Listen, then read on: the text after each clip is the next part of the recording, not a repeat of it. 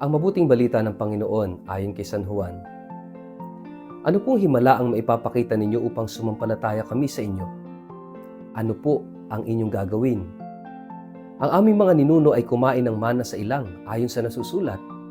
Sila'y binigyan niya ng tinapay na galing sa langit, sabi nila. Sumagot si Jesus, pakatandaan ninyo, hindi si Moises ang nagbigay sa inyo ng tinapay na galing sa langit. Ang aking Ama ang nagbibigay sa inyo ng tunay na tinapay na galing sa langit.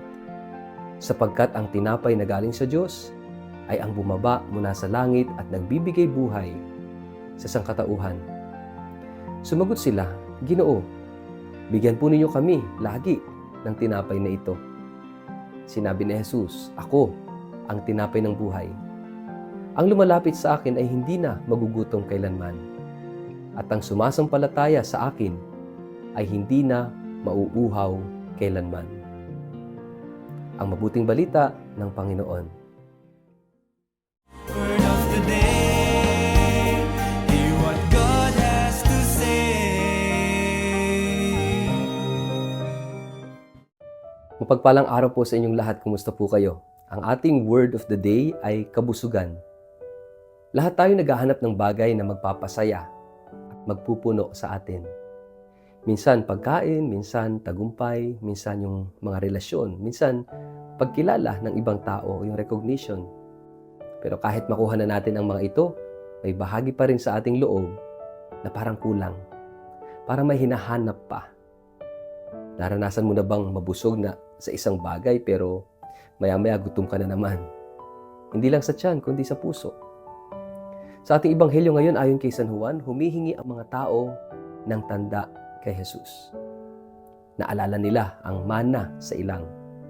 Ang tinapay na ibinigay ng Diyos kay Moises, para bang sinasabi nila, kung ikaw talaga ang mula sa Diyos, bigyan mo kaming muli ng ganitong tinapay. At doon sinabi ni Jesus ang isang napakalalim na katotohanan. Ako ang tinapay ng buhay. Ang lumalapit sa akin ay hindi na magugutom, at ang sumasampalataya sa akin ay hindi na mauuhaw kailanman. At dito natin matatagpuan ang salitang sumasaklaw sa buong mensahe, kabusugan.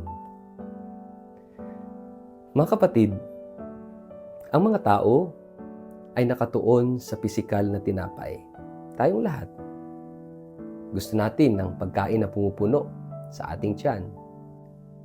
Dito sa ating gospel, naalala nila yung mana, isang himala ng Diyos sa kanilang kasaysayan. Ngunit itinuturo ni Jesus ang mas malalim na realidad. May tinapay na higit pa sa mana. May pagkain na hindi nasisira. May kabusugan na hindi nawawala. Ang tinapay na iyon ay si Jesus mismo, siya mismo. Ito yung tinapay na bumaba mula sa langit. Ibig sabihin, ang tunay na kabusugan ay hindi nagmumula sa mundo. Ito'y nagmumula sa Diyos. Minsan kasi, hinahanap natin ang kabusugan sa maling lugar. Akala natin kapag may pera na tayo, magiging okay na tayo. Kapag natupad ang mga pangarap, magiging buo na tayo. Kapag may nagmahal sa atin, mawawala na ang lungkot. Pero ang totoo, lahat ng ito ay pansamantala lamang. Ang pera, nauubos yan. Yung tagumpay, lumilipas, nawawala yan. At ang tao, nagbabago. Kaya kahit makuha mo ang lahat, kung wala si Kristo, may kulang at may kulang pa rin. Dahil ang puso ng tao ay nilikha para sa Diyos at tanging Diyos lamang ang makakapuno nito. At sinabi ni Jesus, ang lumalapit sa akin ay hindi na magugutom kailanman. Ibig sabihin, ang kabusugan ay hindi lang tungkol sa pagtanggap, ito'y tungkol sa paglapit at pakikipag-ugnayan. Kaya nga, ang pinakamahalaga na katotohanan dito ay hindi ka kulang. Pero mali ang pinupuno mo sa iyong buhay. Sa maling direksyon natin hinahanap. Hindi dahil walang sapat, kundi dahil ang hinahanap nating kabusugan ay hindi talaga matatagpuan sa mundong ito. Kaya ang tanong ay hindi ano pa ba yung kulang sa buhay ko, kundi sino ba talaga ang pupuno sa aking puso? Dahil kung ang ipinupuno natin ay yung mga bagay na pangsamantala rin yung ating kapayapaan. Pero kung si Kristo ang pumupuno sa atin, may kabusugan tayong hindi mawawala kahit kailan. At ito yung paanyaya ng Ebanghelyo.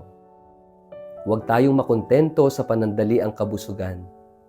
Hanapin natin yung walang hanggang kabusugan. Yung wala na tayong hahanapin pa. At ngayong panahon ng Pasko ng Pagkabuhay, inaanyayahan tayo ng Diyos na lumapit sa Kanya bilang tinapay ng buhay. Huwag nating punuin ang ating puso ng mga bagay na lilipas din naman. Huwag nating hanapin yung kabusugan sa mga bagay na hindi naman talaga magtatagal. Mga kapatid, lumapit tayo kay Jesus sa panalangin, sa Kanyang salita, sa Eucharistia. At hayaan natin Siya ang pumuno sa ating buhay. Simulan natin ngayon. Maglaan tayo ng oras sa Kanya araw-araw. Makipagtagpo sa Kanya ng personal. At hayaan nating maranasan natin ang kabusugan na tanging si Jesus lamang ang makakapagbigay. Tanungin natin yung ating mga sarili.